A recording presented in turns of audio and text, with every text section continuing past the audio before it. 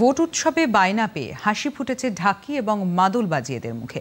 লোকসভা নির্বাচনে দ্বিতীয় দফায় ২৬শে এপ্রিল ভোট নেওয়া হবে উত্তর দিনাজপুর জেলার রায়গঞ্জ লোকসভা কেন্দ্রে। সেই জন্য পুজোর মরশুম শেষ হয়ে গেলেও নানা দলের প্রচারে মিছিলে ডাক পড়েছে হেমতাবাদের বধূ বৈশ্য, বিপ্লব বৈশ্য, গদা বৈশ্য, মন্টু বৈশ্যদের।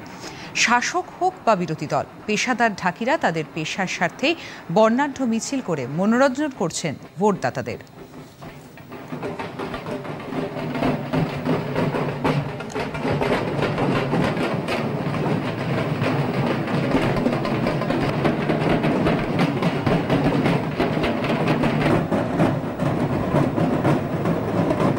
বললাম আজকে এই যে দেখতেছি যে ঢাক ঢোল নিয়ে কোথায় গেছিলেন?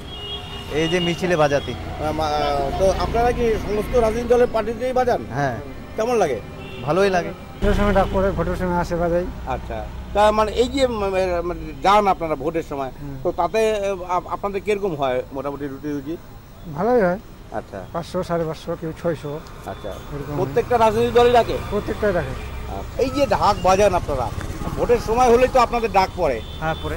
তো আপনারা কি যান প্রতিটা রাজনৈতিক দলে না নির্দিষ্ট কোনো? প্রতিটা দলে যাই। কোনো নির্দিষ্ট দল না। আচ্ছা।